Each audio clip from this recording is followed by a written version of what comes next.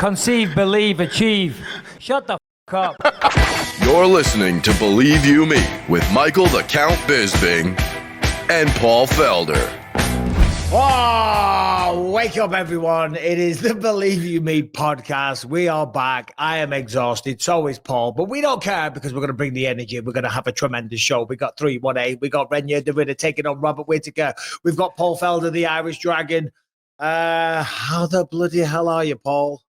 I'm good, man. Tired. I didn't sleep at all after the pay-per-view because I was getting on a flight at 6 a.m. You know how that is. It's like I'd be worse off trying to actually sleep because I'm probably going to miss my flight if I actually would have fallen asleep. Yep. So I just hung out with Anik and Jimmy Stewart. And we just shot the shit until it was time to walk back on Bourbon Street at 3:30 in the morning. Let me tell you. You got to be careful. I was worried. That was the first time, obviously grew up city streets. Yeah. Know when I feel like I should be worried. I've got a sense and my spidey senses were tingling. I was like, oh shit, I got to get back. We've been through it on this podcast before, but there is my number one YouTube video is the Bourbon Street bitch. I was assaulted. I got punched in the face. You got to watch yourself. We had no show last week, so we apologize, ladies and gentlemen. Hopefully you're all back here and you're all understanding. You're sticking with us. I've been being a bloody movie star the last couple of weeks, so it's been a relentless schedule. Paul, you had a couple of things on as well, so my bad. I had one day off in the last 2 weeks, and when I was driving home, we finished on set at 2 o'clock in the morning. I'm driving down the freeway. Traffic's looking good. I'm like, nice. I'm going to be home in 40 minutes. Driving along. The state of the roads in Los Angeles, considering the amount of taxes that they pay to live there, the amount of the roads are just so bad. I went over the biggest pothole ever. I'm in the middle of the freeway where the freeway merges into two other freeways. So it's about 15 lanes, right? I'm there, and to say I had a blowout is an understatement. I saw the picture. There was zero tire left on the car.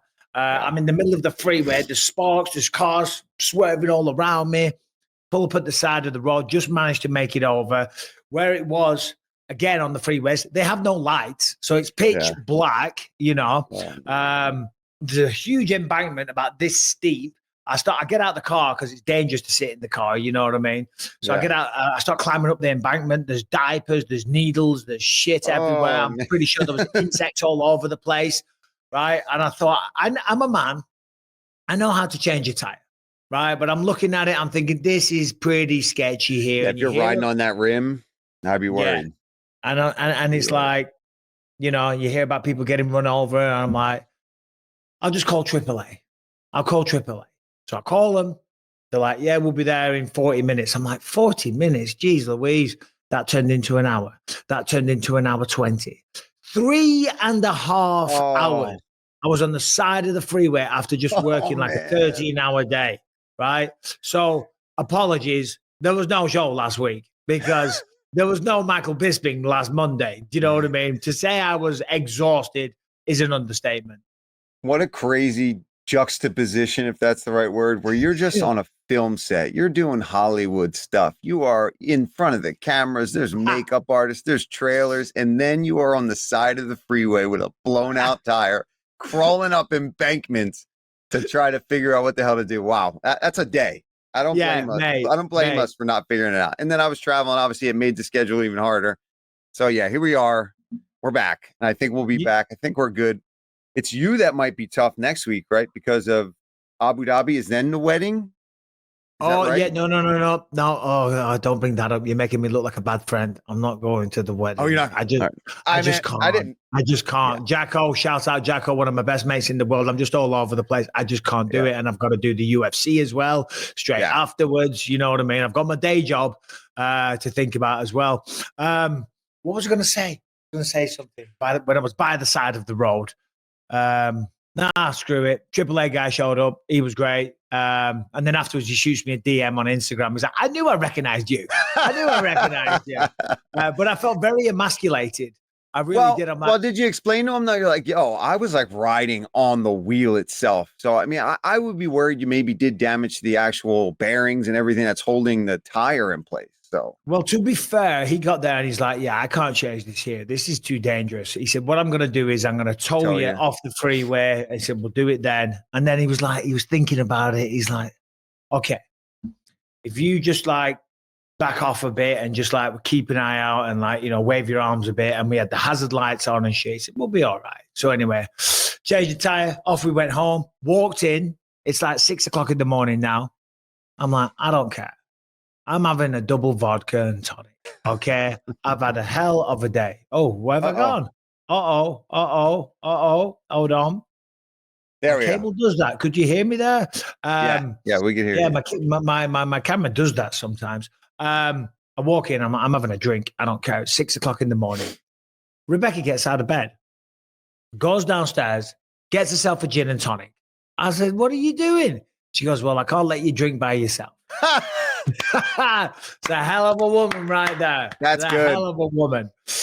You got the right one, Michael. Exactly. That's a G move right there. Yeah, it is. Anyway, now if Christine did that right now, we'd have bigger problems on our hands, considering that she is like 3 weeks away from having the baby. So 3 weeks. 3 weeks. We're close.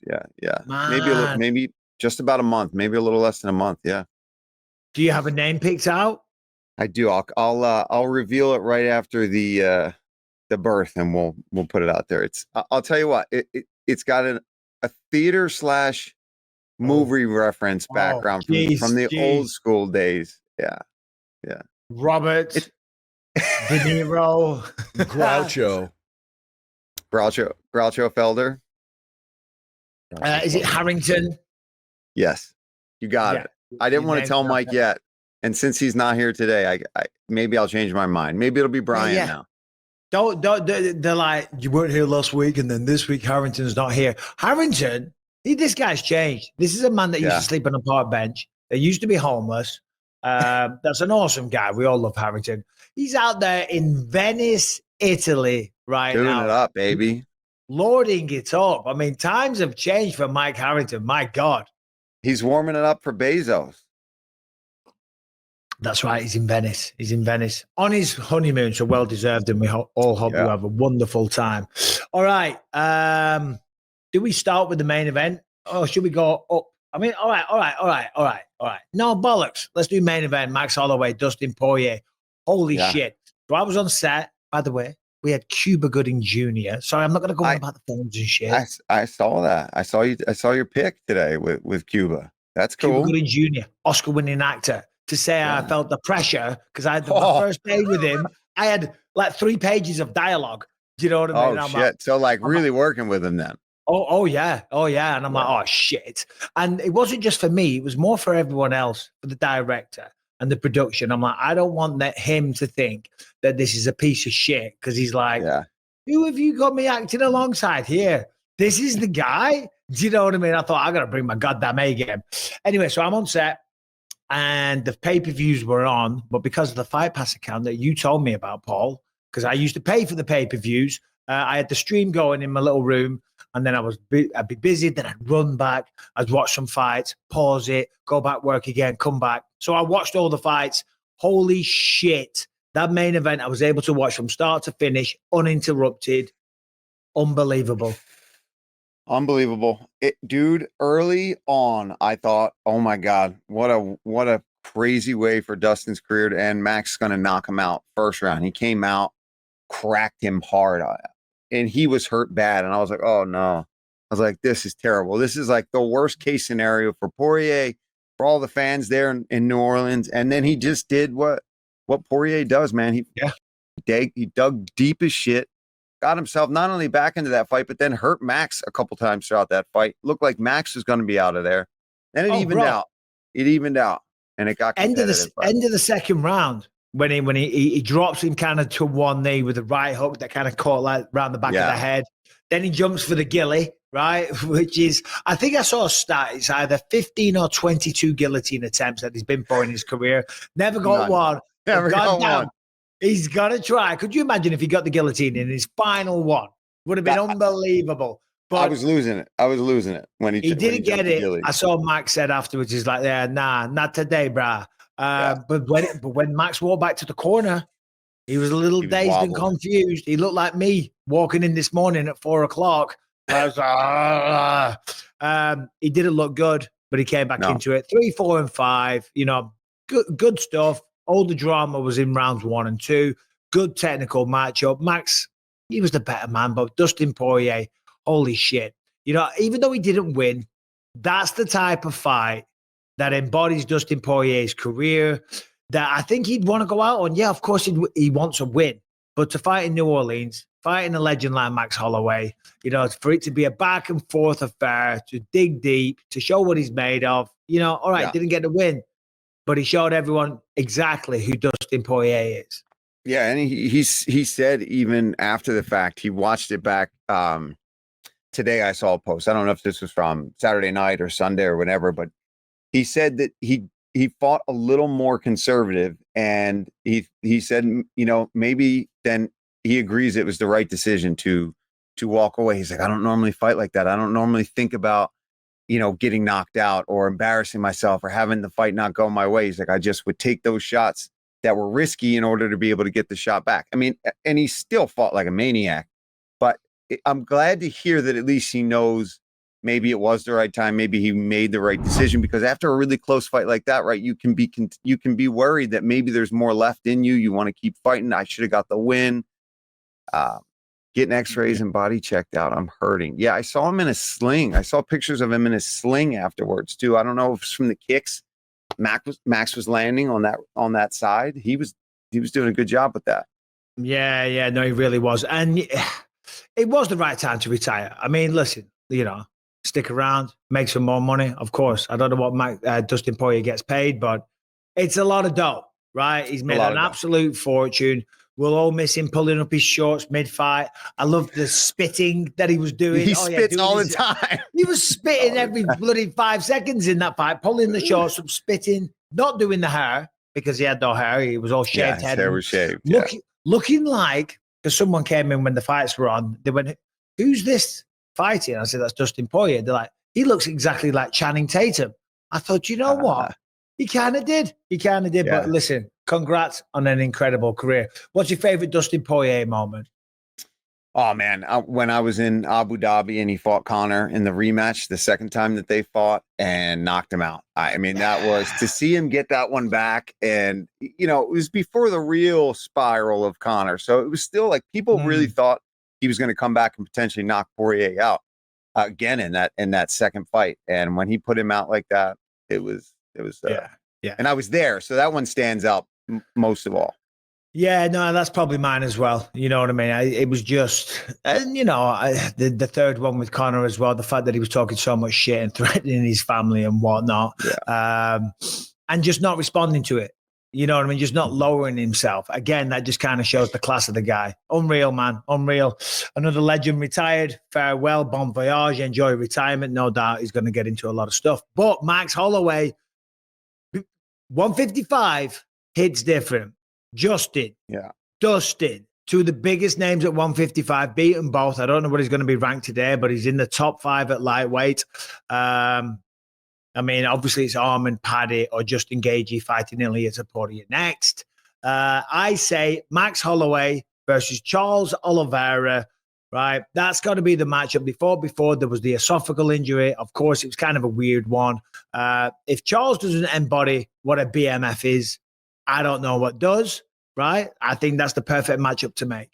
I agree with that. Yeah, I love that fight. Another guy that I think will be a super fun fight. And speaking of BMFs too, I do think it might be somebody like Charles, but if Dan Hooker's in the mix now, he was supposed to fight Justin Gaethje. He didn't get that fight. My God, I'd love to see either one of those fights go down. It's going to be bananas. Make it a main event.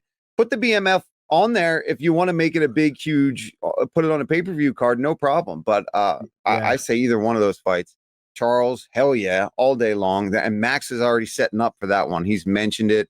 He was talking about that injury and last time, and how Charles was saying, that was why he lost, because of the esophagus injury or whatever. And Max kind of talking shit. Like, I remember the doctor saying there was nothing wrong with you. So we'll run that back. Yeah. Okay. He's putting it out there. He's going after Ilia a little bit, that he's not impressed, which is crazy. I mean, he got finished by the guy, but he's doing what he needs to do to put himself up there in those names. So Yeah, Not that I'm Max, not that Max has to do shit to be up there, and No, he doesn't. He doesn't. But I mean, Max Holloway, just unbelievable. Unbelievable. Yeah, Dan Hooker, Charles Oliveira, either one.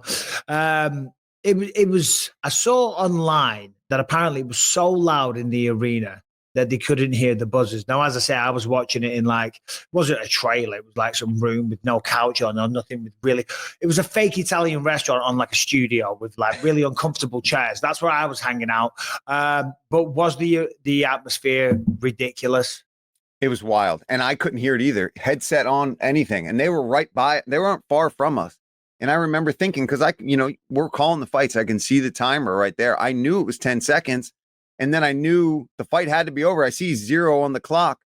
And I couldn't hear it. Luckily, the ref was so close, but you could see even he couldn't hear it. You couldn't hear it on TV, really. You couldn't hear it. Wow. Yeah. Unreal. How was New Orleans in general for the week? It was good, man. I didn't do anything crazy, but I got to walk around Bourbon Street a little bit. I got to go to this like Argentinian steakhouse and eat there a couple different nights. I only really ate there, and then obviously on the weigh-in show we had some gumbo from a local spot that was really good, and that was really good. That was good. Did you get the beignets? I did not get over there to get the beignets, but I know Anik did. I think Lappy and some of the other guys went over there too. We were all at different hotels. It was weird. Oh, really? Yeah, no, there's a place there. It's like world famous or whatever. Oh, I went there. Oh my God. The line down the street is ridiculous. Cafe Dumont or something like that. Dumont, right? That's it, Cafe Dumont. I went there, I was like, right, we've got to try these. Everyone keeps talking about them. There's a line about 300 people. I'm like, I don't care how good a beignet is. I'm not waiting. There's no way. So anyway, we actually went to the Botanical Gardens in New Orleans. Turns out there's a Cafe Dumont there with no line. Little life hack for you there, boys and girls. If you don't want to get assaulted on Bourbon Street off some little punk bitch, get yourself to the Botanical Gardens. You'll be safe there. What was the action? What was making you feel so nervous on Bourbon Street, Paul? What was it? So it was, everything was shutting down, and there was people like having their own little parties together and dancing. There's trash everywhere. And it's just like the scoundrels at that point, right? Like people wandering around. And I just know that it's a place that when you get to a certain time, especially by myself, I'm walking with a backpack on. And that's never a good sign. Never a good sign. I got a backpack on, but I had the stuff from the arena still, and I had to get it back. And I did have a drunk kid make fun of me walking with a backpack, having no idea who he was making fun by himself, by the way. So if he'd have gotten done up real quick. Yeah. He'd have gotten blasted and had no idea why he'd have thought he passed out drunk. Big guy, little guy. He was a big guy. He was a big guy. Big guy with like long hair. Probably like 6'2", 6'3", walking around talking shit. Serious dude. What was he really? One and done. He was a big dude. Yeah. But he was just like a wasted partying, nice. He said something about a backpack, and I was just like, nah, not worth it for me to say anything to this guy right now. You can't do it. And they're just drunk as well. They just think they're being funny, probably. And it wasn't anything super offensive. I'm like, I do look kind of like a nerd walking around with a backpack on here, almost 4 a.m. on Bourbon Street. Two strapping as well. What's that? Two strapping on the backpack. Yeah.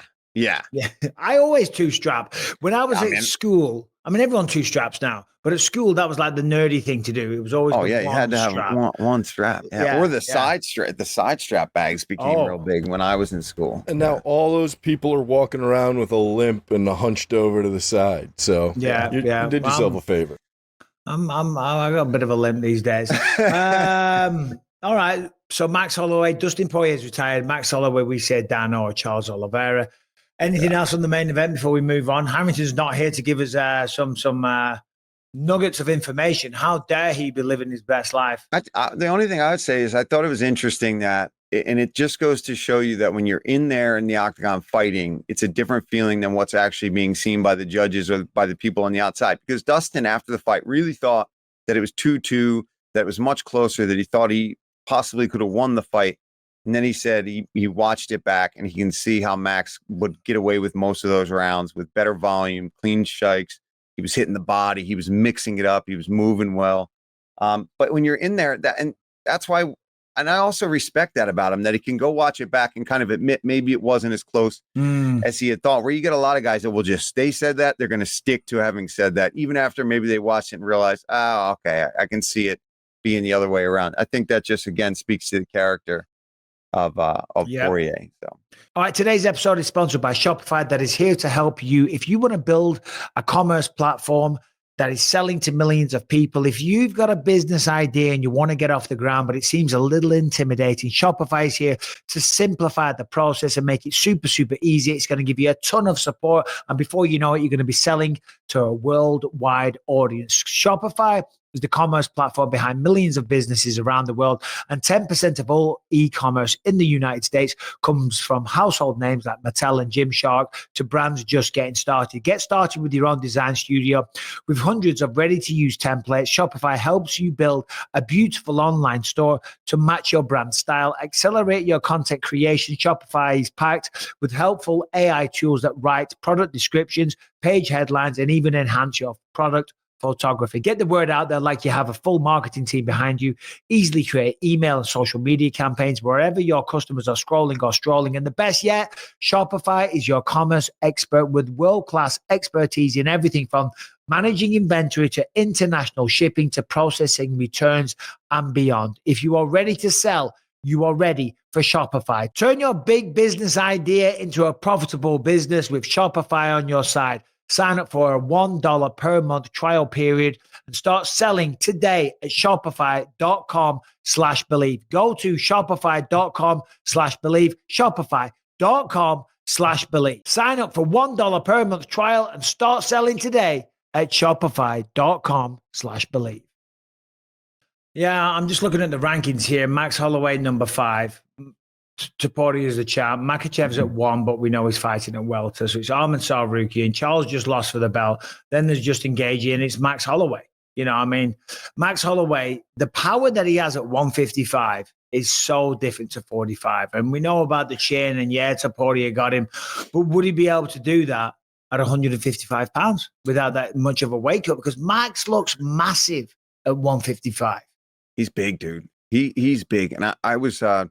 I think maybe talking about it on air or just to John. I remember hanging out with Max back when he was the featherweight champ at an event, and he hadn't had a fight. He didn't have a fight on the books, and he was like 190 something pounds.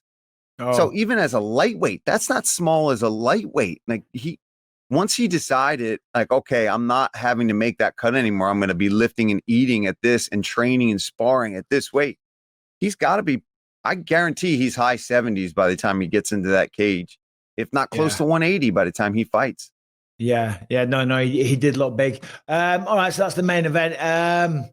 What does Harrington put in for non-MMA stories? Because we're going to get into all the other fights as well. He put in some story here and he didn't fit. Oh, we never spoke about this. The last 10 seconds. 10 seconds, right? When Max points down at the ground. We knew it was coming. I thought it had come sooner. I thought Dustin Poirier might have done it as well, just as like, you know, get the crowd going. But holy shit. Dana even said at the post-fight presser, because I watched that when I got in, you know, a lot of people do that, but only Max really wants to do that. But look at this combination here. Max just goes for it, man. The speed and the ferocity of these shots. And Poirier was very honest. He's like, yeah, screw this, man. Screw this. And fair play. I don't blame him. I'd have done the same thing. No, he really does just lay it out there. A lot of guys think, okay, and I think it even caught him off guard. We were talking about it a sec, right, Brian? Weren't we just talking about this? That he's like, I feel like he was Dustin was like, all right, like touch and then go. Max is like, no, as soon as he points and you touch, he really lays it out there and puts himself in big danger, but he knows that he's just willing to do it. It was wild. Yeah, and then I was like, I wanted to do it, you know. That's why I kept looking up at the clock. I said, when are we doing this? Yeah, you saw me looking at the clock a few times. I'm like, well, okay, that's 25 seconds left. I said, not time yet. Then we pointed down. I said, okay, I oblige. And then he hit me with a few shots.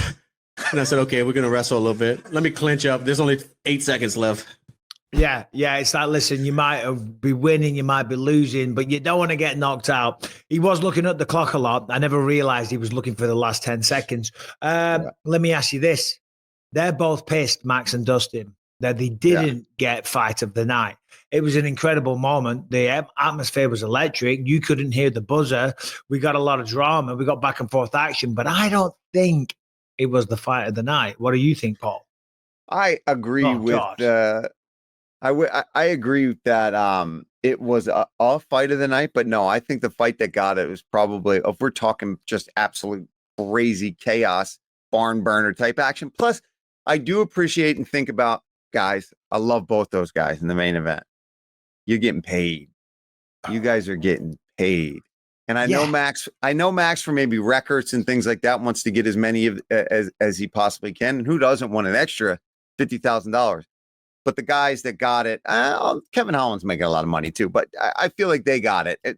That was disgusting and crazy. And the fact that Kevin almost came back and then Rodriguez looked like he was going to be out, I think that deserved fight of the night. Was it Marvin Vettori and Brendan Allen, though? That's what actually got it. They got it? I think so, yeah. Brian, if you just want to double check that. But I think that's what got it. If you asked me, I would have said Kevin Holland and Daniel Rodriguez. I thought it was who got it. That was a ridiculous fight. Who knows? Maybe I'm wrong. But yeah, Kevin Holland, Daniel Rodriguez. Holy shit, man. Daniel Rodriguez is often a slow starter. It's like he got the memo. He knew that Holland was going to come right at him. Straight away, them two throwing down. Rodriguez rocks him, drops him. Then he gets dropped. Then it's back and forth. Then they're both exhausted. Then they both dig deep. Then Rodriguez gets full mount. It was just a crazy fight. And yeah, Alan Vettori, they got fight of the night. Which was also a great fight. But you know what? I also think, like, it was a really good fight.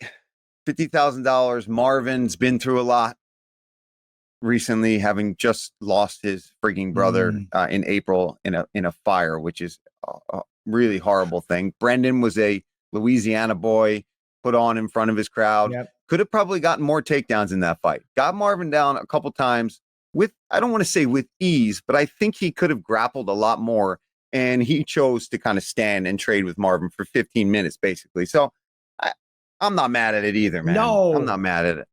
No one's mad at it, It's funny, though, because all the critics, because as you said, Dustin and Max, they're getting paid handsomely. They're all like, oh, look at these guys begging for the $50,000 bonus. It's like, as you mentioned there's a bit more to it than that. And on top of however much you're getting paid, who doesn't want the extra $50K? And then, it's not only the $50K, but it's also the reputation of it.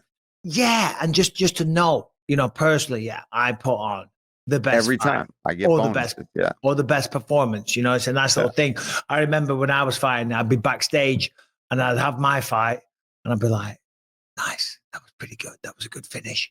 That was good. And then someone gets a ridiculous knockout. You're like, God damn, bonus is gone, you prick.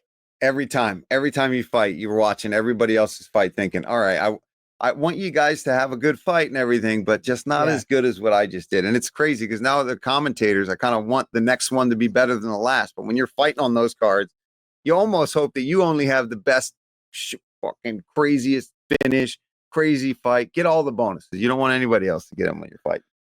Yeah. Kopylov and Costa, good version of Paulo Costa. It's the version of Paulo Costa that I think everyone needed to see. Because he's been kind of messing around. He never really showed up against Strickland.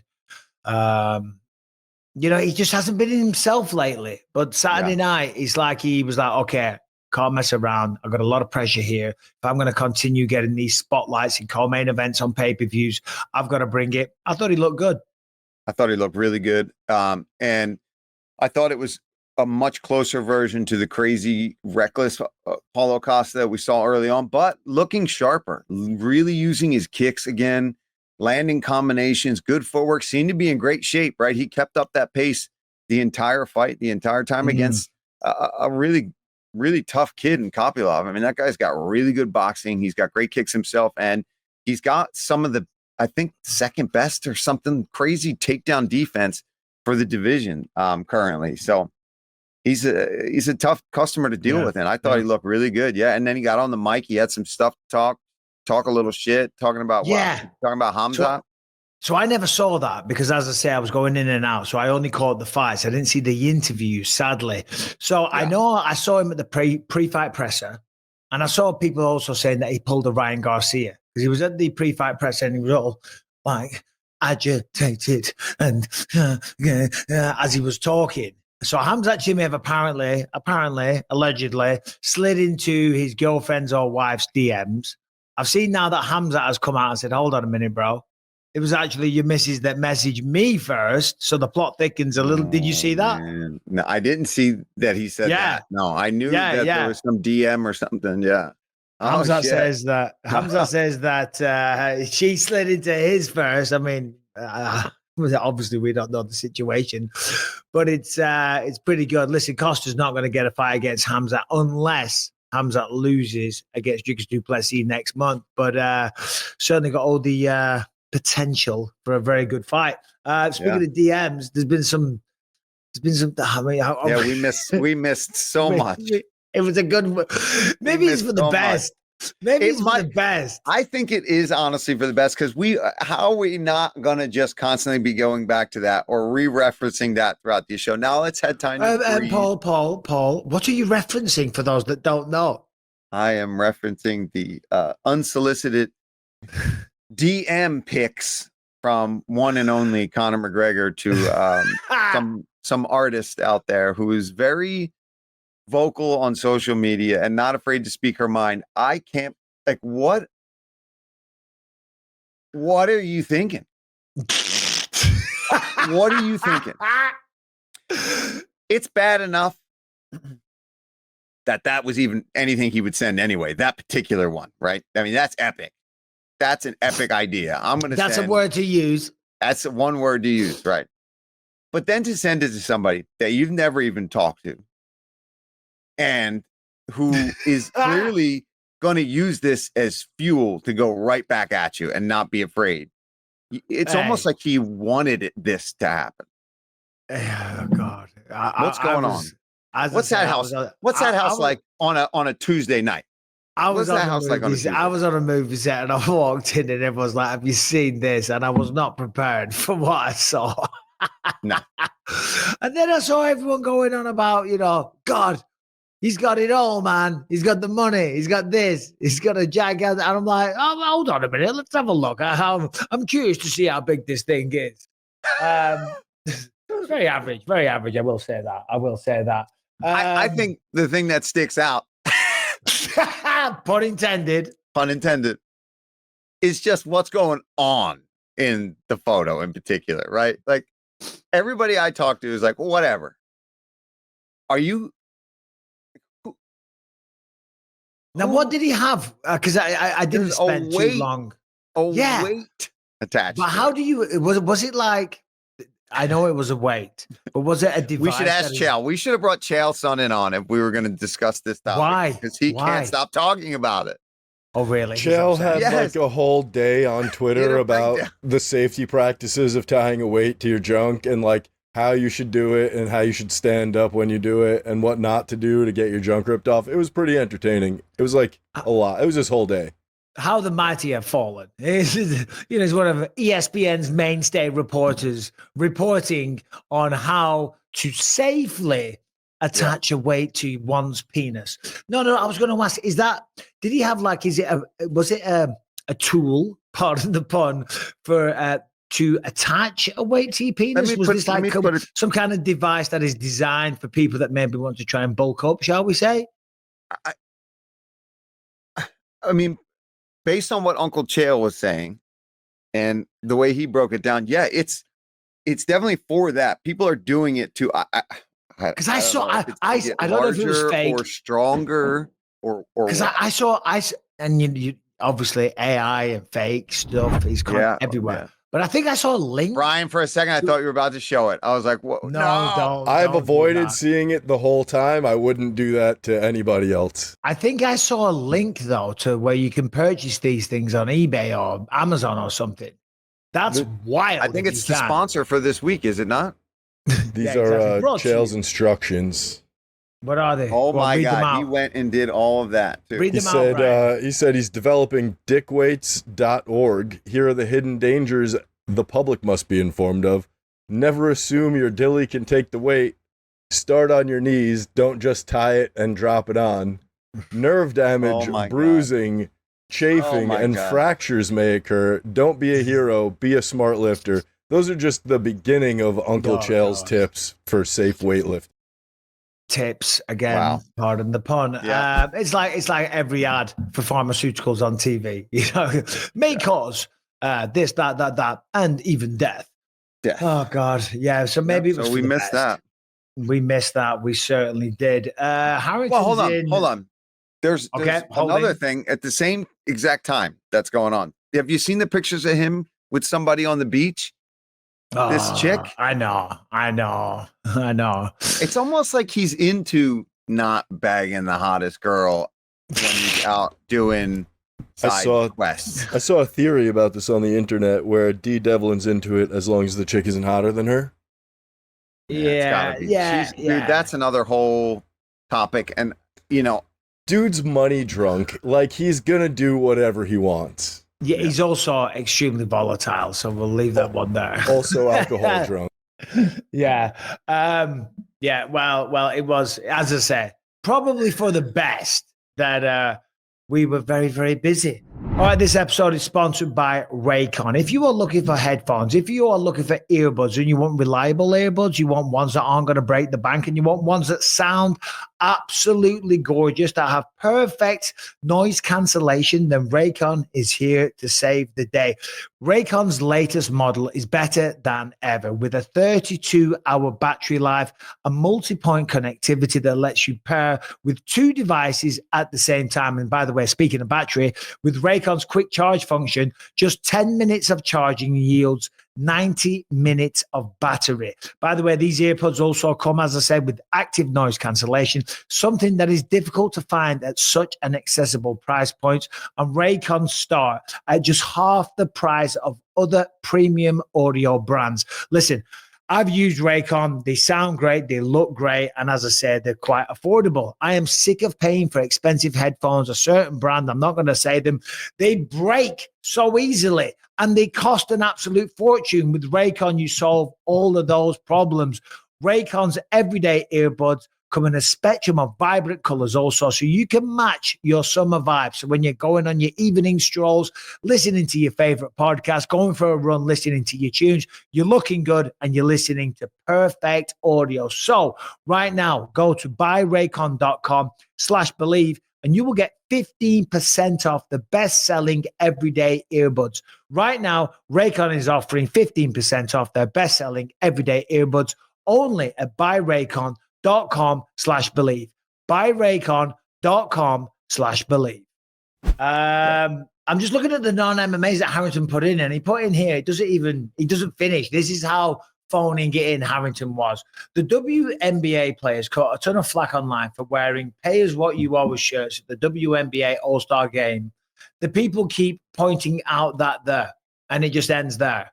Do you know the rest of this story? Because I have no idea what Harrington's put in there. I don't know, but I saw this and I don't know. I'm going to, I'll get myself canceled here, but pay us what we owe. And I'm just like, I mean, what is the revenue for that business? How many people are these games selling out at this point? Like, are the TV deals through the roof for this sport?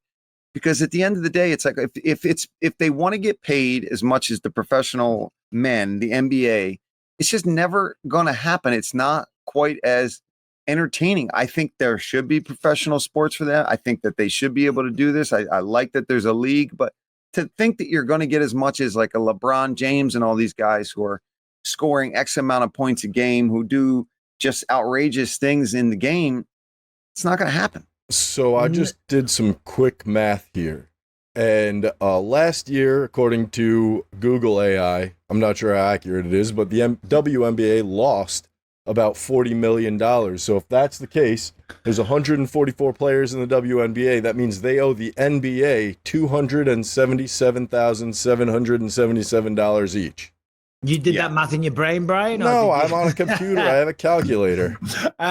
Well, listen. Google AI has historically got some facts very, very incorrect. It's certainly historical data as well. You can look back and you can see, I'm not even going to get into it. Remember, there was that whole what's the word, scandal, where there was the people from ancient times were coming from Africa and stuff like that. It went very woke, the AI. It turns out, sorry. Go on. No, go on. It turns out that this is like a regularly reported number from the New York Times and the Post and a bunch of other things, and that's from last year. This year, they are on track to lose about $50 million, which would up their total to $347,000 a piece. Yeah. I mean, I just think that's like a guy on the prelims making his debut saying, like, pay me what I'm worth. I should be making what Max Holloway is making on this card because I'm a fighter too. It's like, people aren't here to see comparison. You. Listen, I mean, it's great for women's sports and it's great for women and it's fantastic, great, good. But you can't expect to get paid what they get paid because according to Brian, according to AI, and let's be honest, according to just general culture and just existing, that the WNBA or women's soccer, right? I'm not being sexist. I mean, God bless them all. I wish them all the best. But it isn't being watched nearly as much as what men's is. And that's just a fact. Now, is tennis? Yeah, it is. I'm sure some big tennis stars get paid just as much as the men do. You know what I mean? Yeah. Because, it's like you can't just expect the same money. As you said, that's the perfect comparison. Someone on the prelims making their debut going, right, I want the same money as Conor McGregor or Max Holloway or Dustin Poirier because I'm in the same sport. Number one, you're not in the same sport. It doesn't have the same viewership. People aren't tuning in for you. You're not selling tickets. You're not selling TV deals.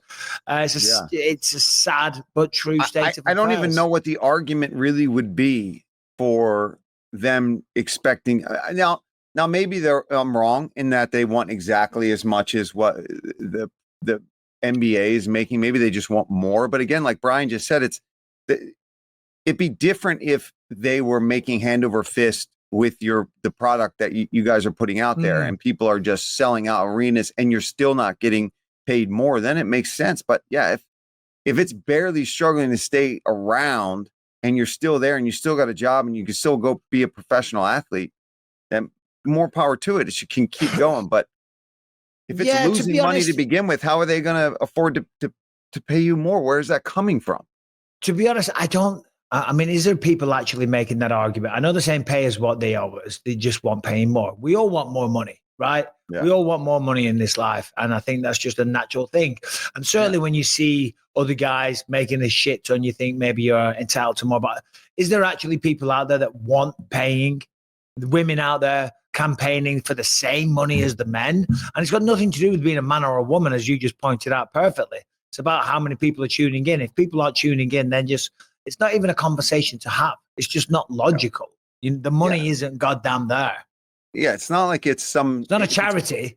If it's a profession, let's say you've got two CEOs or workers of a very similar company that are making very similar amounts of money as a company in a whole, and you're the CEO and you're a woman, and then the rival company is the CEO and he's a man, and if he's making double what you're making, 100%, that's bullshit. If you're doing the same job and you're just as valuable as an employee, then who you are or what sex you are shouldn't matter. But we're talking about a sport where what goes on is what draws people into seeing it. And if they're not watching it and it's not making money, it's more about that than it is about the worth.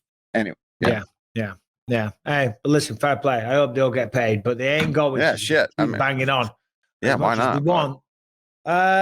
What other fights are worth pointing out? I didn't see the prelims, if I'm honest. I know there was a lot of prelims are great. A lot of finishes on the prelims. I was keeping an eye on it, but I wasn't watching. I was catching up on Twitter and all the rest of it. I was like, finish after finish after finish after finish. Then it all went to decisions. But any standouts? I mean, I did see what's he called? Atabi Gautier.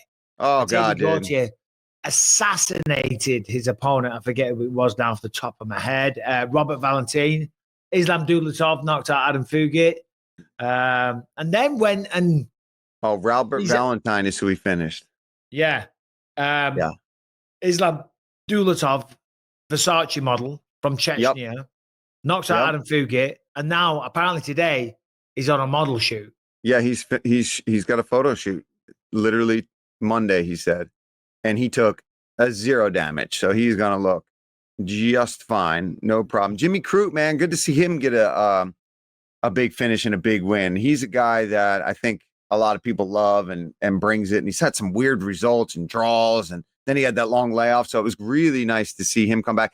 Ryan Spann at heavyweight had a pretty impressive finish as well. Yeah, dude, all these. I mean, Bruno Fieta looked really good. And then Carly Judice, who's from Lafayette, Louisiana herself, she came out and started things off with a bang. And dude, nasty knee to the liver for a finish in that fight. Nice. Yeah, the prelims were wild. And then obviously as the card got into the later prelims and the main card, there's a lot of competitive fights, which were really amazing fights. So it didn't feel as long as maybe it would have if they were boring decisions, but there were no boring decisions. They were fun fights. Yeah, and if you're a fan, you kind of want, I mean, listen, we all want to see finishes. Of course, they're the viral moments that make you lose your mind. But I know that anytime I've gone somewhere and you watch a fight, it's so annoying when the main event starts or the big fight that you're looking forward to, and you get a knockout in like the first 30 seconds. You're like, yeah, you kind of want to fight. You want to fight. You know what I'm saying? I used to stay up for Anderson Silva till 5 o'clock in the morning when I lived in the UK, and then I go to bed. And I'd be like, I'm never doing that again.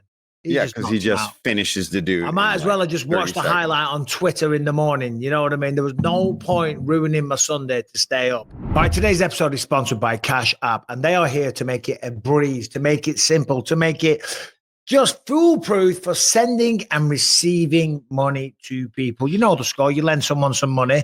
Oh, I haven't got it on me. When I have the cash on me, I'll give it to you. Not with Cash App. Boom. One touch of a button. It is in your bank account. Simple as that. No sending it to wrong people. No messing around. Get the cash that you owe or that you owe to someone. Sent, simple, easy, fast, and reliable. Cash App is a safe, easy, and fast way to send, receive, and transfer money to family and friends. Instant setup. It was very, very easy. Just enter your phone or your email and some other basic information.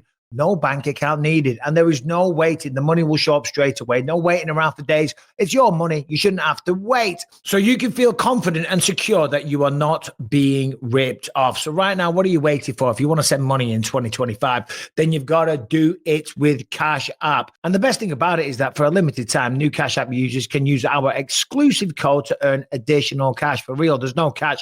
Just download the Cash App and sign up. Use the exclusive referral code BELIEVE in your profile. Send $5 to a friend within 14 days and you will get $10 dropped in your account. Terms apply. That's money. That is Cash App. That is the way to send money in 2025. Cash App. Oh, I'll tell you what popped up on my social media feed at the weekend. Something that's very interesting to me. My old dancing partner, Luke Rockhold, taking on Darren Till. Our boy from the podcast, Darren Till. Yeah. At Misfits Boxing, and of course, a co-main event not to be missed that everyone has been dying for. The one, the only, Salt Pappy, whoever the hell he is, taking on El Kukui, Tony Bloody Ferguson, right? In a boxing match. Not talking shit about Ferguson, okay? But he's not a boxer. And who the bloody hell is Salt Pappy when he's at home? My God. Salt Pappy. So this dude is like a IRL influencer? streamer, I believe. Like he just, from what I understand, he used to go out and just do like dumb shit on the street. But he went for this influencer boxing thing. This is what he used to look like. This is what he looks like now. He made a real transformation, and he's beaten real boxers. He's like taking it upon himself to become a boxer. Gonna beat Tony Ferguson. He's probably gonna beat Tony Ferguson. Oh, would that be the biggest downfall ever? Tony Ferguson. It's already. Bro, no, it's pretty bad already. I think how much farther down the hill can Tony Ferguson go? Expected at this point. And dude, I hate that because Tony was the effing man when he was in his prime. And now this is what we've got to talk about and see that he's fighting Salt Pappy. Salt Pappy. Okay. Hey, fair play to Salt Pappy, whoever he is. He's had quite the transformation there. Well done. Good for you. All right. Boxing away, making money. Can't complain. Can't shit on that. Fair play. We're all on our own little voyage in life. But for Tony Ferguson, if he gets beat by bloody someone just called Salt Pappy alone. Well, how many did he lose in the UFC? 7? Was it 7 or 8? I think Should it was. We look it up? I mean, we could do. I mean, but we're just going to guess 7 or 8. And then to lose and then go enough. And then to lose against Salt Pappy. I hope he's getting paid a shit ton of money. Because I reckon they are, because they do have people like, oh, there's Brian. 8. Brian confirmed. Jesus. 8 in a row in the UFC. Bad. This was a guy, you know what I mean, that you could not finish, Tony Ferguson.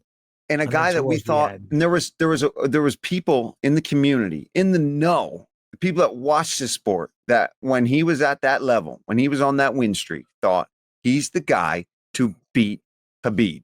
There were people that legit thought that. I don't remember even. Did you think that? I thought he was going to be a good challenge for him, 100% in the moment.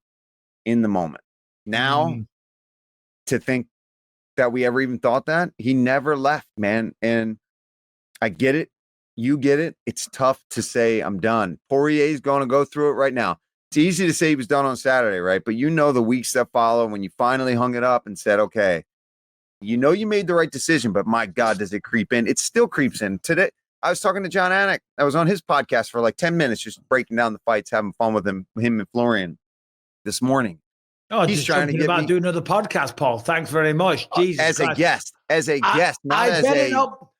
We mentioned our podcast. We mentioned our podcast. Be walking through a mall in Colombia and be strolling YouTube one day and say that Paul Felder started his own podcast with bloody, No. Schmimity. I'm doing ridiculous things and watching Russian fighters fight each other in hay bales and stuff like that. That's what I'm doing on my own thing. And that's on your own personal YouTube channel, Paul? I'm trying to have one. It's what is the channel called? It's going. Iron Lung is my the name of my Say it. Like, subscribe. Got to like, subscribe, leave a comment. It helps with the algorithm. Whether you're talking trash or not, because there's plenty of that, isn't there? Just no click matter the what. link in the description. You missed out. Ring the bell. Ring the bell. Where is the bell? Who rings the bell? What does that mean? I think it means so that you get a notification when they put up a new video. I think for someone that's in that space, if you will.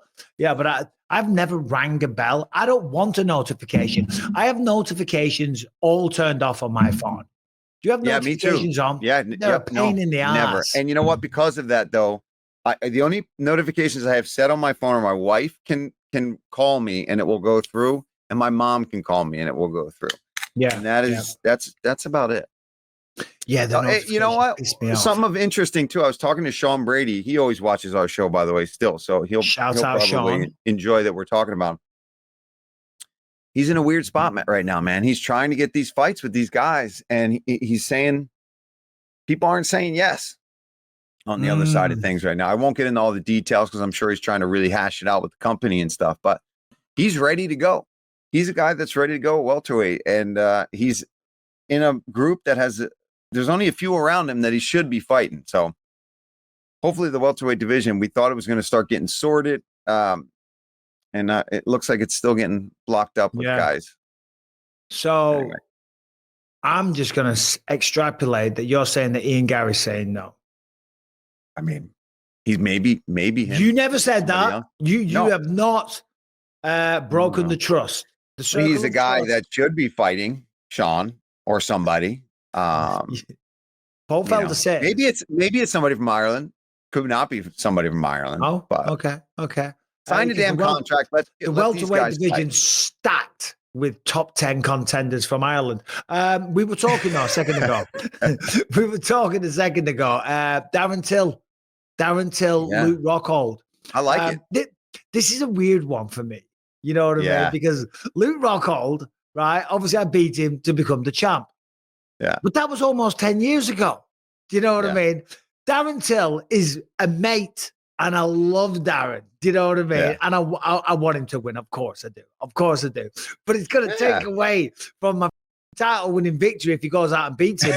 And Luke, and it was almost 10 years ago, Luke's no spring chicken.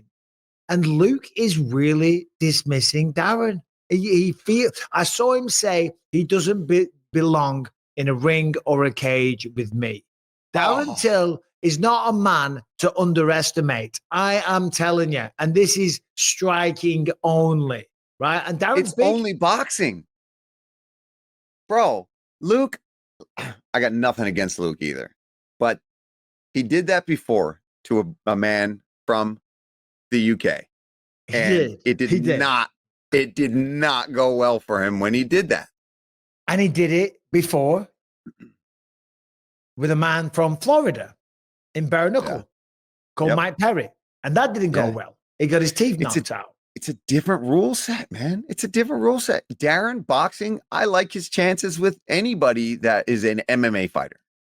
Any day of the week, I like his chances. Now, elite level boxers, of course, it gets more challenging, right? Darren's a really good boxer, but yeah, if it's the top dogs in his weight class, it's gonna be tough. But Luke is a very good striker, but he uses his kicks to great effect, right? 100%. There's no kicking. He uses his kicks, and then you've got the all-round threat of his ground game, because his ground game is really, really high level. His top really pressure is phenomenal.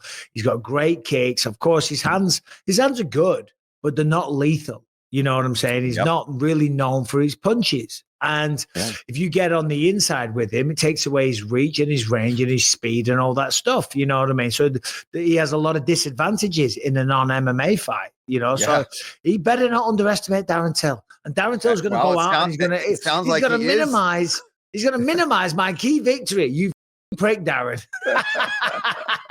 Well, we'll have to get him back on then for sure to talk about that one if he can manage it. It'll be on the cell phone. We know that for sure. If we talk to Darren, he may be in a car, he might be on the street, he might be in his apartment or his house, but it'll be on his phone.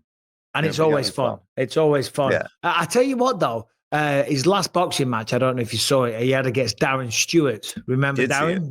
The dentist, and he looked really, really good. But then the dentist started coming back into it. So it's not a given. It's not a given, of course. And Luke's no pussy. You know what I mean? No. I know he gets a lot of shit, and he kind of sets himself up for it at times. But I know Luke now. Obviously, he trains with Jason Perillo. I go down to the gym. He's cool. He is. He really is. But Darren Stewart was giving Darren Till, I was getting mixed up with the Darren's, bit of a tougher goal towards the end of the fight. So it's not a given on either way. It should be a fun fight.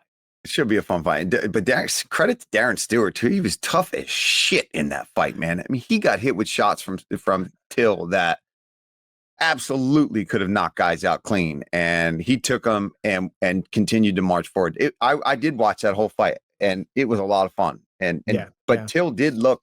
I mean, when you let him we're just throwing hands.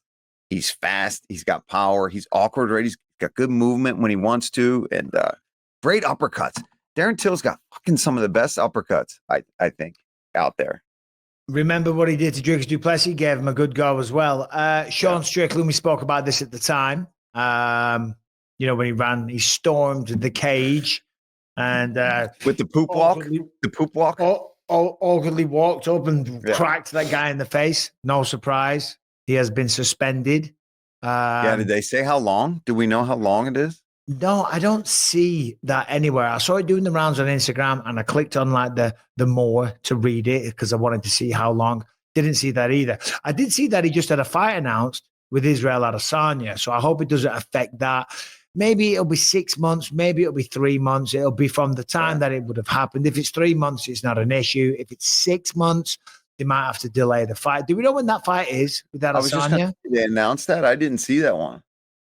I think, I saw it on Instagram of one of the many pages that I follow. I don't know if it's legit, but I did definitely see a post about it. And it makes sense as well. That fight should happen. But it's the fight that makes the most sense. I was expecting that to happen. I just didn't know when. I mean, Izzy wants that fight. He wants that fight back. So it makes sense to me. Few other MMA stories that Harrington's got in here as well. Alex's sister Eileen, she won at Karate Combat at the weekend.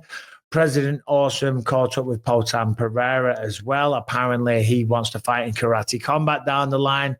Fair enough, makes sense. What Harrington didn't put in here, though, is that I did see that, was it Potan's ex-girlfriend or something showed up? So she got kicked out of the venue and barred for life. Did you see that? Is this the one that was also trying to sue him and do all that other kind of stuff? What is she doing showing up to fights? I think so. I'm not sure. Brian, if you can look that up, Harrington's done a bit of a half job with the notes there. You'd think he was in Venice sipping cappuccinos or something. But yeah, I saw something like that. And then lastly on here, Tom Aspinall says that he's seen a video of Alex Pereira at 240 pounds, but thinks the guy's just messing around and trying to get headlines. Yeah, I did see that video where he weighed in and it was like 242 or something like that. That doesn't surprise me. He's a big bastard. He's a big dude and he had his clothes on and his shoes on and things like that. So realistically, he's probably waking up at 235 or something like that, which if he fights at 205 now and is staying there, yeah, that makes complete sense to me. He's a big old son of a bitch. Rampage used to get up to like 250 odd. Callum, my son, he's on a diet now. He's on a hardcore diet. He was 275. But so now he's been given a diet from How tall is Callum? 6'2". So that's even heavy, even for 6'2" then. Yeah, no, it is. But he's following a hardcore diet now, and fair play to him. I'm really proud of him, and the weight's dropping off. However, the breakfast. So I give him diet advice all the time. He doesn't want to hear it from his dad. It's almost like I did it for 20 years on how to lose weight quickly and then make weight, and I never missed weight, but he won't listen to me at all. I have steak and eggs for breakfast every day. He's having oats, berries, half a banana, this, that, and the other. I'm like, dude, you're eating nothing but sugar. But because the guy at the gym told him, he's following it. And to be fair, it is all healthy foods. And he is losing weight. But I'm like, bro, you don't need a bowl of sugar for breakfast. What are you doing? Yeah, especially depending on what you're doing is really crucial. Like if you're doing MMA training or weightlifting, then you want to be getting a lot more protein in that. And if you're trying to lose weight, then all the carbs in the oats and all the carbs in the fruit and stuff like that. Yeah, you need some of that, especially if you're training hard. But I'm kind of with you a little bit on there's other options if you're trying to drop the pounds and stay lean and get muscle on. Is he still doing a lot of MMA stuff? He is, to be fair, and maybe that's why the nutrition. But the eggs, I would tell him he should definitely be eating eggs, even if you're going to do what he did, and then have either a little steak or a little eggs. Like you want to be getting those high quality fats and that high quality protein from those too. And fair play to this guy. He's helping him out of the goodness of his heart. So I'm not criticizing him. I'm just like trying to give him a bit of my experience and my advice. But he's also telling him no sodium whatsoever. I'm like, dude, you don't need to follow that. Right? There's no problem with salt. You only need to eradicate sodium from your diet. Cutting if you're trying to do a weight cut at the weekend, you need the sodium. A, it makes everything taste better. B, it's a vital nutrient that your body needs to be able to maintain and function, have focus and clarity, energy, and it makes everything taste 10 times better. I couldn't agree more with you there on anything about sodium. I look back even at my fighting days and when I was trying to cut weight when I was in camp, not necessarily obviously the week of and things like that. You got to manipulate how much salt you're taking in. But if I could go back and do it all again, I'd be taking in a ton more sodium with the way that I would sweat in sparring sessions and then doing runs and stuff. You're just dumping sweat. And you might be a little bit heavier from your morning weight checks and stuff, but temporarily, and you'll be recovering better, you'll be feeling better, and you'll be performing better. It wasn't until I started doing all the endurance bullshit that I started realizing, like I literally can't finish these sessions because I'm not taking in salt. But I look back to my training camps and I'm like, there was days where I would feel dizzy after training. And it's like, because I wasn't getting in electrolytes. Yeah.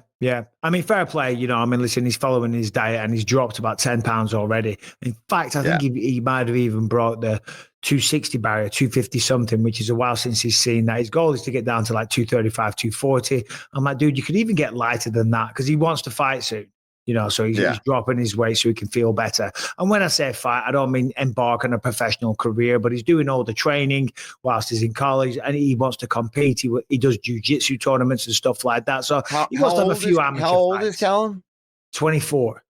He's still young. So, I mean, if he got into it and started doing pretty well, though, he's still got time. It's not like it's by no means too late. And I have spoken, especially with the wrestling background. I spoke to Sean Shelby. Yeah, I did. Just get a couple dubs, bro. Just get a couple dubs. He's like, Michael, you get him 3 or 4 wins. I'll put him on the contender. I'm like, Callum. Yeah. That's the thing now, Callum. Man. Like, he's got a path. Like right now, there's definitely a path for a guy like that where you know the people, you got to go and just get fights. Like you can't get past that part. Like you got to go fight at least a few times. You do well though. That's what the contender's for. It's there to find these prospects. Well, it's not just that either, whether it's Callum or whoever. You say, and just like yourself, Paul, when because you were going through the acting phase and you were studying theatre and all the rest of it, you get a win. It's an addictive feeling. Oh, man. Like, oh, you can't beat it. And you're like, I want to do that again. I want to experience that again, because not only do you get the thrill of victory and all the rest of it, you're putting everything that you're training for into practice. You're using it for something tangible. You're getting this experience, you get the endorphins, you get the reward, and then also you get the opportunity to make some money and to be known for something as well. So, I don't think he's doing his master's degree in business, and he is a smart kid. He is really, really smart. Some of the shit he comes back with, I'm like, what were you learning about today? I don't even understand what he's explaining that he was learning about. It's super high level shit, but you never know. Maybe we see him on the contender one day soon.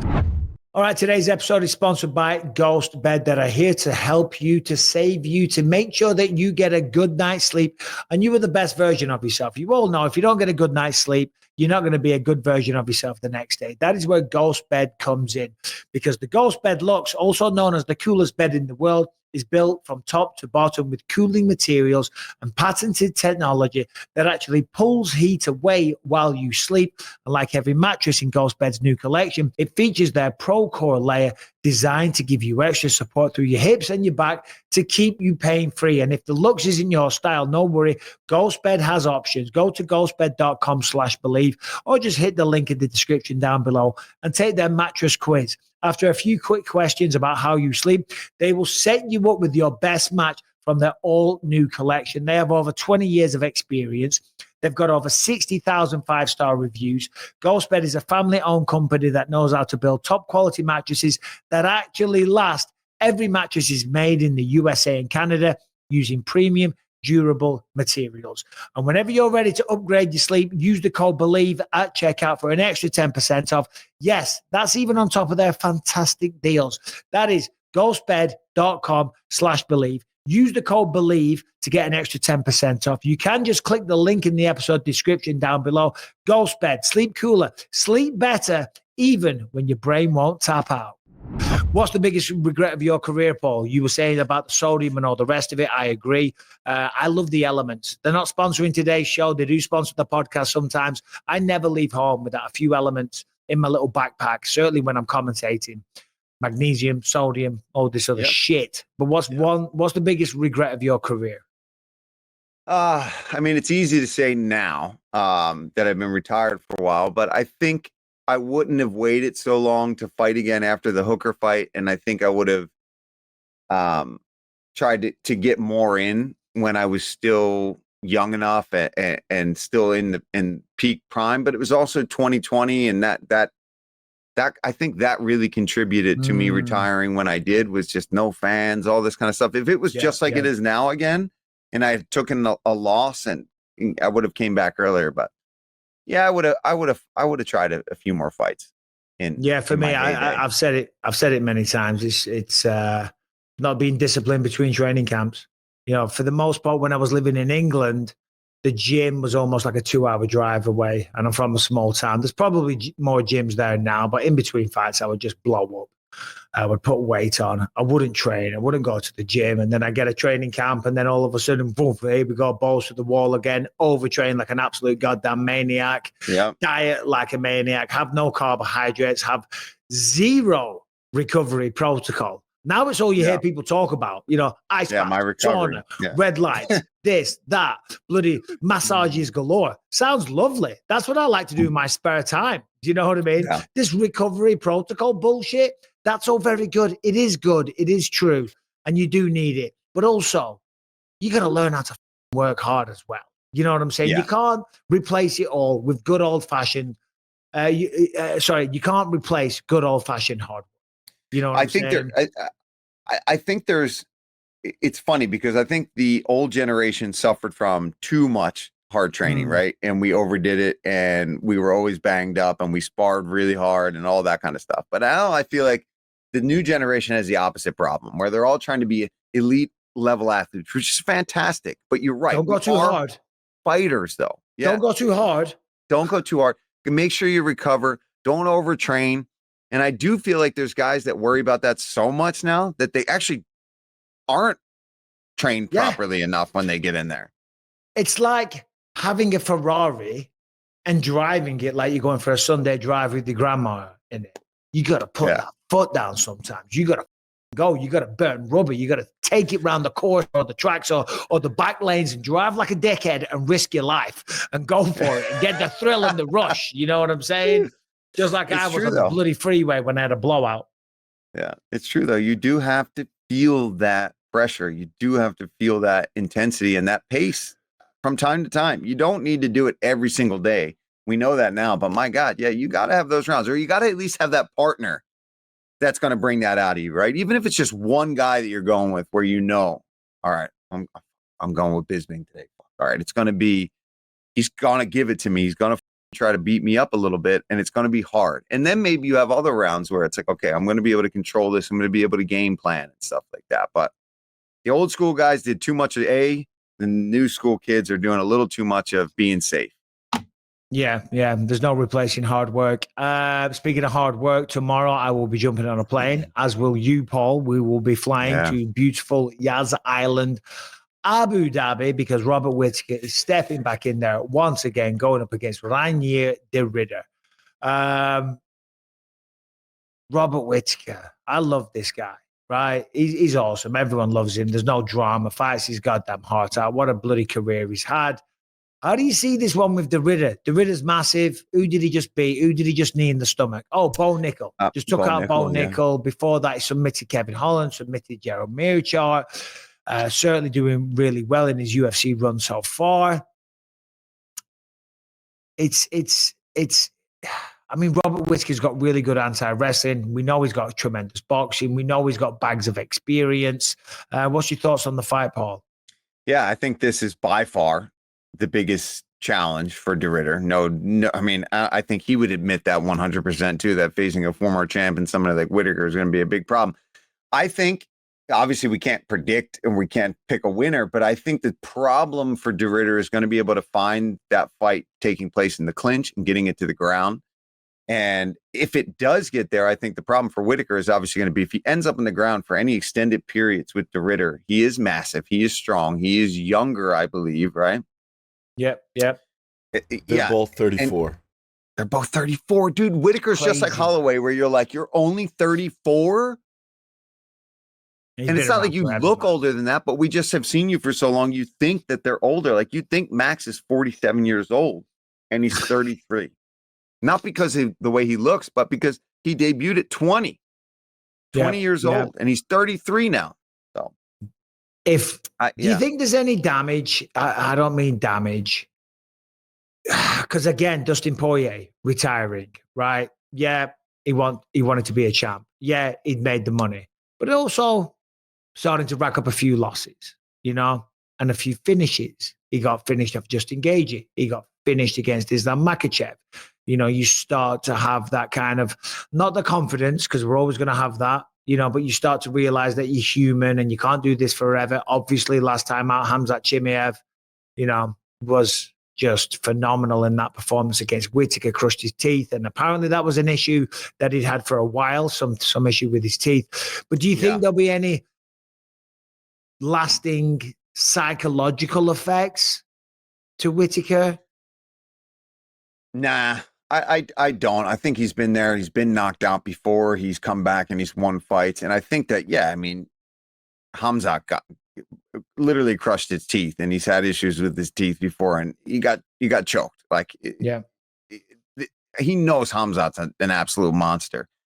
I think Deritter is just not as explosive in the same way that Khamzat is. So I don't think he's gonna be worried about that, the same kind of pressure that he's gonna get from from Deritter. So I know, I think he's going to be pretty cool and calm and more himself than this, the same as usual. I don't think he's going to be thinking more. I think he's going to respect him. He's going to know the threats and know the dangers, and he's going to have a good sense of anxiety because he knows he's fighting a top guy. But no, I don't think there'll be residual effects from that. He's had his teeth broken in before, apparently. No. So neither do I. Just a good conversation to have. I think we're going to see a vintage Robert Whitaker, like we saw against Marvin Vettori in Paris a couple of years ago. I mean, that was a phenomenal performance, and that's kind of the game plan. What he's got to employ here, use that footwork that he has in and out, dance around the octagon, pick him apart, use the striking, and just avoid the clinch. Because Deritter, he's not the wrestler that Khamzat Chimaev is.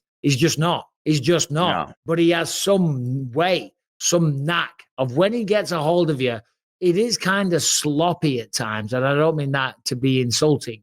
It's not like technically trained wrestling, but Jesus Christ, he finds a way to drag people down to the canvas. And once he gets you there, you are in a world of shit. Yeah, you're in a world of shit. He's really, really good pressure grappler and good off his back, good everywhere down there. And I think the knees that he's really been working on and really trying to tighten up his like tie clinch, I think that always makes a guy that big really dangerous, especially as strong as he is. And again, just kind of grinds on you and wears on you. He could take a good shot. What? No. I'm just looking at the rest of the card there, just to like piggyback and just talk about what the fights are on. Brian, you got to bring this up and play this on the video on the show, because I'm looking at the fight card and I see Bryce Mitchells on there versus Saeed Nurmagomedov. You must have seen this video that he posted on Instagram. I just got to Abu Dhabi. Have you seen this? Have you not seen this? I have not. No. This is my first time in Abu Dhabi, so I'm kind of learning the rules still. Okay, so let me tell you something. In Abu Dhabi, a changing room is not a changing room. You do not change in a changing room. I don't know where you change, but you certainly don't do it in a changing room. Okay, so what happened is after training, I was at a gym. I took a shower, and I go from the shower to the changing room, which is right next to the showers. And I go out of the shower butt naked into the changing room to change into my clothes. There were 6 Muslim men in that changing room, and they had them full white gowns on head to toe. You already know what I'm talking about. Apparently, me being naked greatly offended them, to the point where I thought that they might actually start a fight with me. And they started walking at me. They started yelling at me. And I could tell that they were mad because I was naked. Because they wasn't mad when I walked in. They was only mad when I got out of the shower. And I was like, okay, well, they must be mad that I'm naked. And I didn't know this until it was too late. So I got these 6 dudes about to fight me, 6-on-1, okay? And I'm trying to tell them, hey, I'm sorry. You know, they got all their white gowns on, and I start thinking, well, my Lord, I think all of my years of gi training are about to pay off, because I'm about to be grabbing these dudes by their gowns and just fighting, brother, because that's the only thing I can do is just pull that towel over their head and start swinging. That's what was going through my head. And so I was sitting there exposed before my fellow man. And by the way, there was a cold breeze in that room. So not only am I exposed before my fellow man, I'm outnumbered and I'm outsized, if you know what I'm saying. So I'm not feeling very confident at this moment. And I got these 6 dudes yelling at me, walking at me, telling me leave. And then, thank the Lord, TJ Brown comes in. He says, hey, Bryce, you all right, brother? And that was the happiest I've ever been to see TJ Brown in my life. Because I thought, we can sure as hell take 3 apiece. I don't know if I can take 6 of them, but I know I can take 3 of them. I proceeded to tell them I'm sorry over and over. And then they finally let me get dressed. And brother, let me tell you, I've never put on my blue jeans and my boots quicker in my life than I did that day. That'll do, Brian. Yeah, I saw that. I was laughing my man. head off. Just like the way he paints the picture. Bryce Mitchell wandering around, absolutely stark naked. There's a cold breeze in there. So, not only am I outnumbered, but I'm outsized and I'm not feeling confident. Let this be a lesson to everyone in a changing room. Have a bit of humility. I'm sorry. I don't do that. I have a towel. I wrap a towel around me. And if there's people there, and I'm even when I'm just getting changed, I take my hand and I cover up my sensitive areas while I'm putting on my underpants. Not because I'm ashamed, you know what I mean? And just because it's the decent thing to do. Yeah. I'm pretty conservative in the changing room. I'm pretty quick. I don't like hanging dong in front of everybody in the locker room. It's not my thing. You're up on the side. You know what I mean? Dude, I know it's ridiculous. Dude, I've seen guys just like doing their hair and shaving their beards in the changing using room. a hair dryer to dry their pubes, drying their hair, and they're just or full blown conversations with some of their boys in there about the basketball game or where they're going, what they're doing this weekend. And I'm like, you can do all these things, with your clothes on and your underwear or a towel. I don't get I feel like certain guys don't get their penises looked at ever anymore. So the only time they get to show their penis to people is in the locker room. Now I'm going to repeat myself. So apologies for the believers that have heard this story before, but you never grew up necessarily in the wrestling community, correct? Yes. No, I did not. No. And neither did I. Right. Yeah. So UFC gym, Costa Mesa. I went down there with Lucas and Callum, my two boys. We have a little training session. I said, let's go in the sauna, and then we'll get a shower and we'll go get lunch. Nice boys' day out. So we go down there. Callum gets in the shower, and me and Lucas are standing there, and he's on the wrestling team and has been for years and years and was at college in a wrestling team. And he's wandering around doing the same thing, talking to me and Lucas. And Lucas is like, oh, my God. And I'm like, Callum, cover yourself up. And he's like, what? With his hands in the air, like, can't we're all dudes. He's like, what are you talking about? I'm like, son, stop it. But I think maybe it's a wrestling thing or maybe it's just a team sports thing. Okay. And I was never really a team sports guy. I don't know about other team sports, but I think in the wrestling room, they love to walk around with their dick swinging. They do. I've heard the same thing. And it's just, I think it is team things too, football and, any games that end up where you're all just in the locker room getting showered. I think Mike Tyson and Shaq were talking about the same thing. Yes. Yeah. Did you see that? Come on. He's like, Shaq, it isn't the locker room. He's like, guys, just walk around naked. Everybody just walks around naked. It's like, you're used to it. You see a lot of dicks and ass when you play sports. So maybe it shows. Maybe we're being prudes, but I don't know. It would be like that. Even at Rufus Sport, everybody would shower. People would walk around. Most guys are a little bit in the MMA world. I feel like we're a little bit better. Like guys are getting naked, but then they're just putting their underwear on or they're putting their towel on. Like it's not like we're, hey, great round today, by the way. Great round today. When you hit that double leg and then bro. It's like, no. It's like, dude, we can have this conversation with your clothes on. So anyway, Bryce Mitchell, sorry, I just saw his name on the card and I had a flashback to that. How did Harrington not put that in the notes? Is beyond me. Harrington, we will talk when you return. Piotr Yan is fighting Marcus McGee. Bryce Mitchell versus Said Nurmagomedov. That's a good fight. And then Shara Bullet against Marc-Andre Barriault. I love Shara Bullet for obvious reasons. I love the way he fights. But Marc-Andre Barriault, did he just knock someone out last time he fought? He's doing big things like this. Yeah, he did. He's coming off a win. He just beat Bruno Silva with that elbow. He broke his skull, remember? Yeah. It's going to be... It feels like it's been a lifetime for me since I've commentated because I was off doing that film. And then before that, I was doing another film. And I did squeeze Baku in between it, but I haven't commentated. In the last couple of months, I've only done Baku. So, I'm excited to get back into the fold. Brian, do we have any questions this week? And of course, if you do have questions, send it into bympod@gmail.com. I'm just looking at the notes here. There's nothing really too big standing out. I don't think that we've not got them to. Obviously, the White House, Dana White said that he doesn't. What was the word he used? He's not. I see here. He's not 100% sold on old Johnny Bones being the main event because, you kind of need that fight to happen. Yes, exactly. And to be fair, he's been a little bit unreliable lately, so you can't blame him for that. To say the least. Also, Jon Jones said that he refuses to say still that he'll fight Tom Aspinall because he was walking through an airport and they were saying, so will you fight Tom Aspinall? And he's like, I'll fight whoever the champion is. Yeah. I'll fight whoever the champion is. And he said, well, that's Tom Aspinall. I said, yeah, but the fight's not going to happen for a year. So we'll see who the champion is at that time.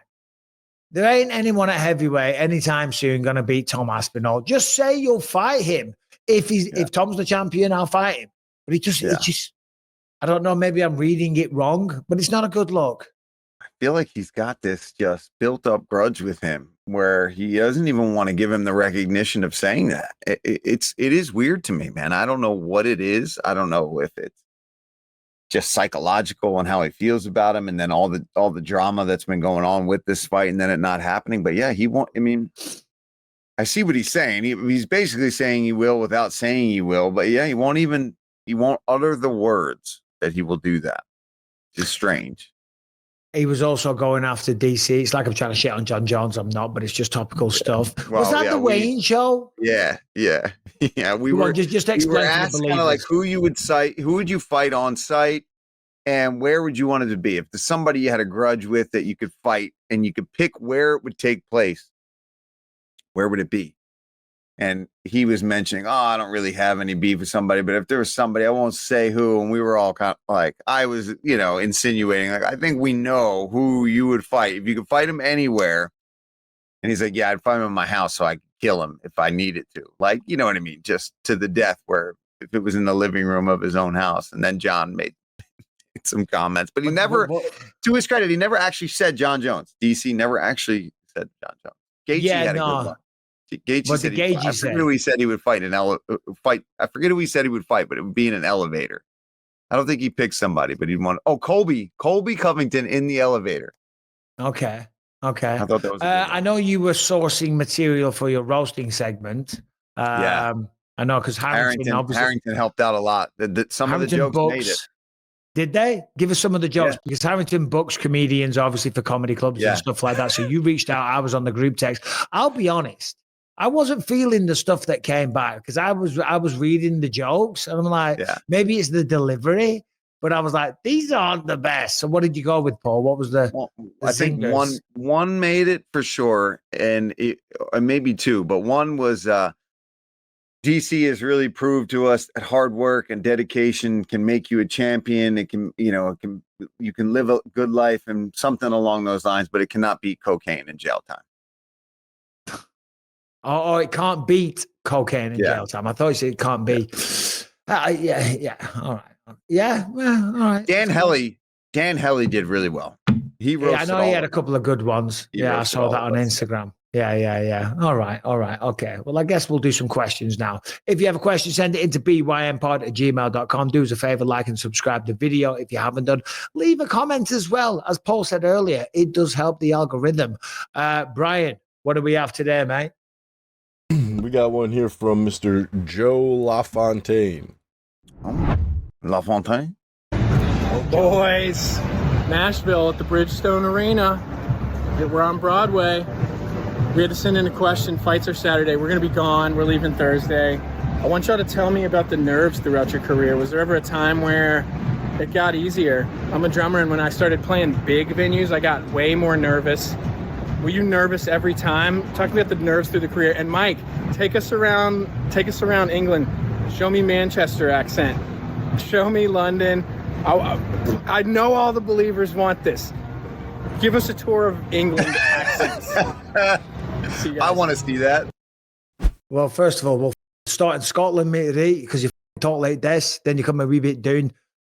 Why, hey, man, and you get to Newcastle, like, and then you talk like this, and then, all right, mate, you get to Manchester, and you talk a bit more like this, And you go over to the west, all right, lads, and you turn into a fucking scouser. Then you go a bit south and you talk like this, and you're from Birmingham. And then you get down to London, and it depends, mate, who you're hanging out with, whether you're in the East End or you're in proper London and you're very, very posh. It doesn't really, it does depend on the part of London, Paul, where you were talking. And then you get more down south, and I don't know, I can't really do the proper Southerners. But there you go. There's a little tour. The proper London one reminds me of, was it Michael Fassbender when he's the alien in the alien movies where he's like the cyborg? Like that. Yeah. Sounds just like that. Like very posh and very in the newer alien movies. Yes. Yeah. Prometheus. Yeah. He's good. I like him. Yeah, no, he's good. Paul, talk to me about the nerves that you encountered. Yeah. They were always there for me pretty intensely, but I wouldn't say they ever got better. You just got used to dealing with it and learning how to deal with it. I'm trying to think of what fight I was probably, I mean, probably the Dan Hooker fight being the main event down there in his own city. I remember thinking, what am I doing right before that fight? That was one of those ones where, and then the RDA fight that I took on 5 days notice. I had literal, like almost panic attacks and anxiety all fight week because I was like, I didn't even train for this fight. Yeah. And I'm fighting this former champ on 5 days notice, but you know how it is. It's always there in some way or another. It's always there. And I guess for that guy there, like for us, yeah, all right, you get used to it and you get better as a fighter, but the nerves are still there. And that comes from the pressure of performing. I think most of us, all right, sometimes it might be a particularly tough opponent, but we're not scared of getting beat up. And I've said this many times, we're not scared of getting beat up. We're scared of losing. We're scared of failing. And he was scared there. The bigger arenas, bigger crowd, you're going to go out there. You got a big opportunity. It's shit or bust. You know what I mean? You go out, he rocks the crowd. Everyone thinks, oh, my God, this band's incredible. Or they go, oh, my God, there was 5,000 people there. Yeah. This band sucks. You know what I'm saying? So it's just a bigger stage, bigger pressure. What do you think you were most, like, when do you think you felt most anxiety, at least, like right before you had to go and you're like, yeah. I mean, I don't know if it was the most, but it's one that popped in my head. When I fought Dan Henderson the second time, because I was very confident all the training camp. Yeah. But on the day of the fight, because that fight was at 6 o'clock in the morning, I tried to have a nap and I was just lying there staring at the ceiling. And all I could think about was last time I stepped in a ring with this guy, I got knocked out cold and the whole world laughed at me for years. You know what I'm saying? I was like, shit, and it started freaking me out a bit, because he still had that power. And I was being kind of a prick to everyone around me. I was just being short and kind of like, just being a difficult guy to be around. And it was because of the pressure and that nervous energy. And then I got into my locker room and I was just like, you lie down on the canvas or on the mats. You just lie down for a minute when you're stretching out. And I just started laughing. And Parillo and Brady were like, what are you laughing at? And I was like, oh, sorry, guys. Sorry. I just kind of caught myself. I'm like, I've been being a dick this last hour and a half. I'm sorry. I know I have. I said, I mean, what's the worst that's going to happen? What's the worst that's going to happen? I'm going to lose a fight. I've lost plenty of fights before. You know what I mean? And you've come back. And you've come back from. I'm like, I'm sorry. I apologize, guys. And they were like, you're all good, mate. We know what's going on. You know what I'm saying? So, that's certainly one that springs to mind. Brian, do we have one more? Yeah, the rematch ones are tough because you know what it's like. Same with me with Edson. The second time, it was like, oh, I know what it's like to get my liver hit so hard I'm going to piss blood afterwards. Like, I don't want that again. I got one here from Rich Pizarro. People want more fights with belts, and we all know Dana's not going to go for new weight classes. So how about let's be inspired by wrestling? Let's have an American champ and an international champ in every division. All right. I'm not sure what the question was there, right? I think he's just asking for your opinion on his wacky ass idea, which is every weight class has a American champ and international champion, like how the wrestling has. Yeah, well, it's like in boxing, you have a British champ, you have a European champ, you have a world champ. So I kind of get what he's saying. And if the sport was big enough and there was enough world-class contenders, maybe it could get to that kind of stage. And I'm sure on the amateur scene, there is such a thing. I'm not necessarily opposed to it, but in the UFC, you got the world champ, and that's about it. I don't think they need to bring in the American champ or the British champ or the Brazilian champ, because you ain't going to have much competition to go against, really. Yeah, I think the only thing that makes that particular scenario really tough is the American champ versus the international. International makes that MMA is such a big sport. That makes it so big. I mean, it would have to be broken up into more than just an American and international. I mean, you got the UK, you got the guys down in Australia, you got the Asian champs, you got Middle East, you got so many different areas that could have so many people fighting for those belts. So I get it. It's a cool concept, but yeah, I don't think the amount of shows that we do and the amount of pay-per-views and things that are sold could do it. I don't think having. Do you know what that sounds like? Do you know what that sounds like? The Olympics, MMA at the Olympics. Then you get that. You get France versus Belgium versus England versus Australia versus America and Brazil and Russia. That'd be cool as fuck. We should get that in there one day. Anyway, I think I did a pretty good job today, Paul, because I'm exhausted. I didn't get until 4:00 in the morning. I'm flying to Abu Dhabi tomorrow. I remember when I saw you when you first logged in, I'm like, there's a tired boy. Yeah. I think we did okay. We pieced it together pretty well. I think we did really well. I think, what time is your flight tomorrow? When are you out? 7 p.m. So that's good because I've got Beck's parents here right now. My brother Adam, he's in the army. So he was at the army base in San Diego doing some work there. So he's come up to see us for a few days. So I felt terrible because I've been on set all day, every day. So after this, I'm going outside. The sun isn't out here today. The plan was we were going to have a pool afternoon. We're going to lie by the pool. We're going to have a couple of cocktails, a couple of beers. We're going to barbecue some meat and have a proper catch up. And I tell you what, I don't give a shit if the sun is shining or not. That's exactly what's still going to happen. There you go. Yeah, we're going to some like lantern festival tonight with the kids, like a Chinese lantern festival. It's this thing down in Philly. It's all crazy. Yeah, I'm leaving like 8:30 tomorrow from the East Coast. So in the morning, I get it. No, at night. I leave 8:30 from Philly, go to Doha, and then I think I get there around like 9 p.m. or something like that. Right. Abu Dhabi time on Wednesday. Yeah.